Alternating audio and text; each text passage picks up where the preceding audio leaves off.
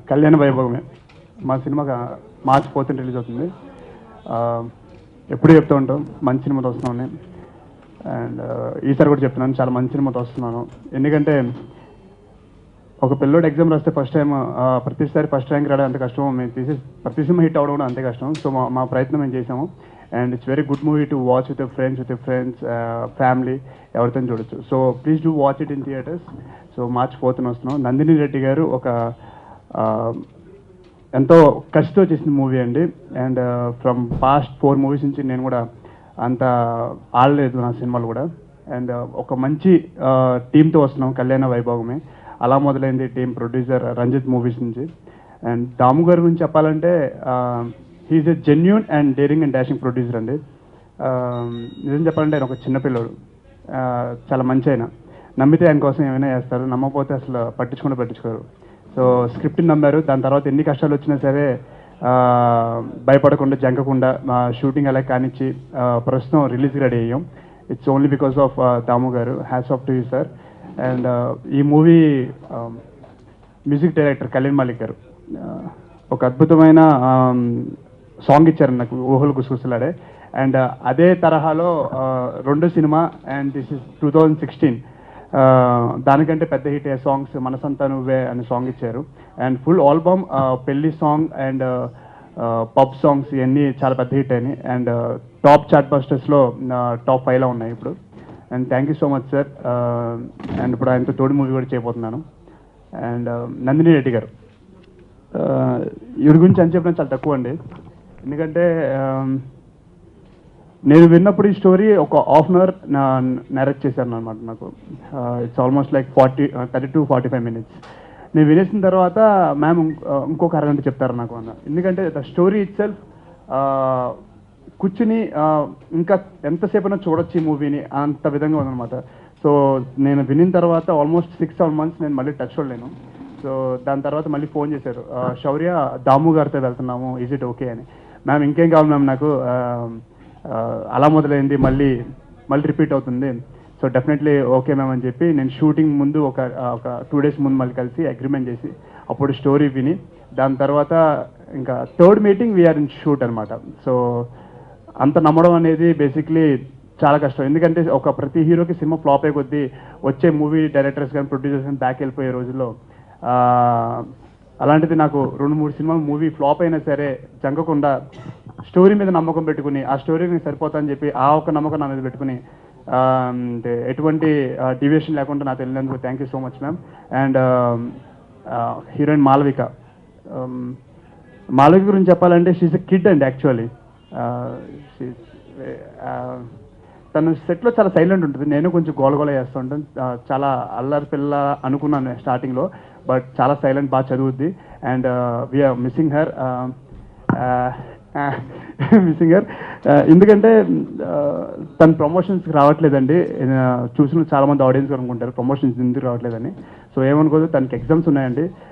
So exams important అని చెప్పి మా డైరెక్టర్ ఒప్పుకోవడం జరిగింది. సో అందుకే ఎగ్జామ్స్ రాయడానికి ప్రిపేర్ అవుతుంది. So we miss you Malavika. And ఇక మా ఆర్టిస్టుల గురించి వస్తే ఐశ్వర్య గారు మా మదర్ క్యారెక్టర్ ఇచ్చారండి. చాలా సినిమాలు మేము ఇంటర్వ్యూలు చూస్తూ ఉంటాం, మేము ఒక ఫ్యామిలీలా పనిచేసాం, పిక్నిక్లో అయిపోయిందని చెప్పి. నేను మీలాగా ఆడియన్స్లో కూర్చుని ఇదంతా సుల్లు అనుకున్నామని. కానీ ఇక్కడికి వచ్చిన తర్వాత నిజంగా షూటింగ్ చేస్తుంటే 6-7 నెలలు కలిసి షూటింగ్ చేస్తే నిజంగా ఒక ఫ్యామిలీ అయిపోతాం కదండి. సో దట్స్ ట్రూ అనమాట. నిజంగా నేను ఐశ్వర్య గారు అండ్ మా ఫాదర్ గారు అండ్ ఆనంద్ గారు, రాశి గారు. సో రాశి గారు చాలా సంవత్సరాల తర్వాత మళ్ళీ కంబ్యాక్ మూవీ, మా అత్తగారి క్యారెక్టర్ అనమాట.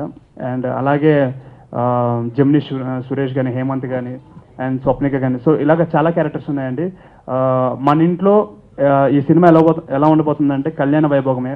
మనకు మామయ్య, మనకు అత్తయ్య, మనకు ఫ్రెండ్, మనకు చెల్లి, మనకు తమ్ముడు, సో మనకు అమ్మమ్మ, మనకి బాబాయ్, మామయ్య, ఇలా ఎంతమంది ఉంటారో అంతమందిని మన క్యారెక్టర్లో సినిమాలో మనం చూసి ఇతను మన గిరిబాబాయ్లో ఉన్నారు కదా, ఇతను మన సురేష్ బాబాయ్లో ఉన్నారు కదా, ఇది మన అలా అనుకునే చూసుకుంటారు.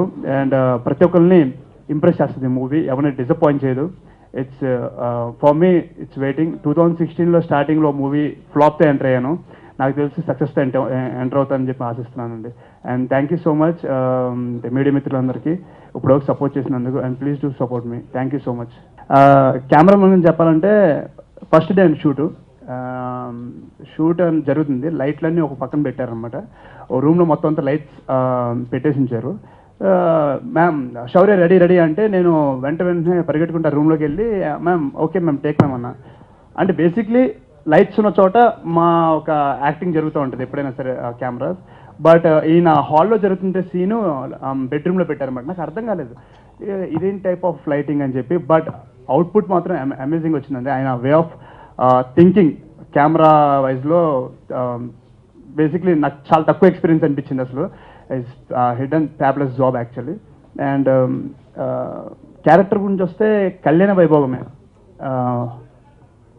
పెళ్ళొద్దు అనుకున్న ఒక క్యారెక్టరు పెళ్లి చేసుకున్న తర్వాత ఎట్లా మళ్ళీ ఆ ప్రేమలు కానీ అనుబంధాలు కానీ వాల్యూ ఎలా తెలిసింది.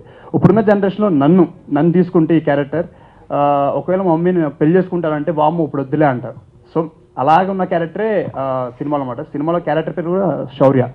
సో నాకు తెలిసినంత వరకు మ్యాక్సిమం ఈ సినిమాలో క్యారెక్టర్ 99.9 నా క్యారెక్టర్ అనమాట. నా క్యారెక్టర్ కాదు, యూత్ క్యారెక్టర్ అంతా అలాగే ఉంది. పెళ్ళంటే ఇప్పుడు మేము physically and mentally and financial రెడీగా లేను అని చెప్పేవాళ్ళు అబ్బాయిలు ఎక్కువ మంది, ఇప్పుడు అమ్మాయిలు కూడా అలాగే చెప్తున్నారు.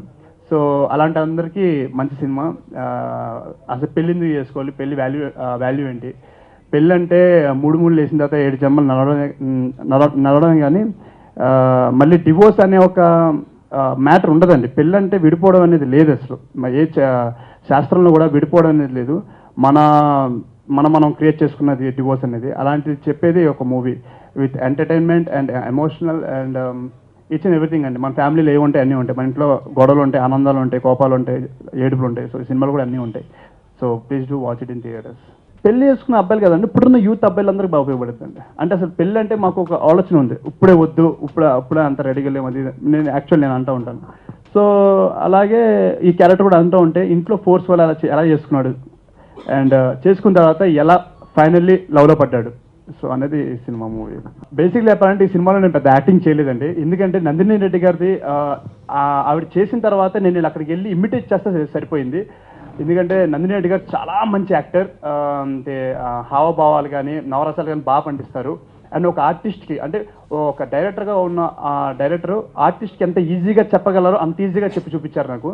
సో నేను ఈ సినిమాలో పెద్ద కష్టపడలేదండి. నందిని రెడ్డి గారు చేసింది అలా స్టాంప్ యాస్టీస్గా చేస్తే సరిపోయింది నాకు. సో నాకంటే ముందు నందిని రెడ్డి గారు కెమెరా ముందు యాక్ట్ చేసేవాళ్ళు, నేను వెళ్ళి అలా సేమ్ చేసేవాడిని. So that's it. చాలా క్లారిటీ ఉన్న డైరెక్టర్ అనమాట. So easy to work with her. Movie highlight వచ్చి పెళ్లి సాంగ్ అండి. అంటే పెళ్ళికి ఒప్పుకునే ముందు అసలు ఏ సిచ్యువేషన్లో పెళ్ళికి ఒప్పుకుంటారు, దాని తర్వాత ఏ సిచ్యువేషన్లో పెళ్ళి స్టోరీ చెప్పేస్తున్నాను ఆల్మోస్ట్. సో ఎందుకు అలా వెళ్తారు, ఎందుకు ఇలా వస్తారు, అది సినిమా చూడాలి మీరు. It's family entertainer. ఫ్యామిలీ కూడా ఇది సెంటిమెంటల్లీ మూవీ. అంటే సెంటిమెంటల్ మూవీ. సో కొంచెం మెంటల్ కూడా తెప్పిస్తుంది అనమాట కామెడీ వల్ల. So it's a sentimental movie. Family సినిమాలో లిప్ లాక్స్ ఉండకూడదు, ఫ్యామిలీ అంటే మాస్ మూవీలో లిప్ లాక్స్ ఉండాలి. సినిమాకు ఒక తీరు అనేది లేదండి. సినిమా స్టోరీకి అవసరమైతే ఏదైనా జనాలు యాక్సెప్ట్ చేస్తారు. నెక్స్ట్ మూవీస్ ఒక మనసు అండి. రామరాజు గారు డైరెక్టర్ అండ్ మధుర శ్రీధర్ గారు అండ్ TV9 ఎంటర్టైన్మెంట్స్ చేస్తున్న మూవీ. నిహారిక గారు చేస్తున్నారు. అండ్ అది ఆల్మోస్ట్ అయిపోయింది. I think 1 or 2 days shoot ఉంది. పోస్ట్ ప్రొడక్షన్ రెడీగా ఉన్నాం. అండ్ ఇంకో అనదర్ 1 week జోచ్తానంత స్టార్ట్ అవుతుంది. అవసరాల శ్రీనివాస్ గారి డైరెక్షన్లో, సాయి కొరపాటి గారు ప్రొడక్షన్లో. And after that, I'll let you know, it's too early to talk about that.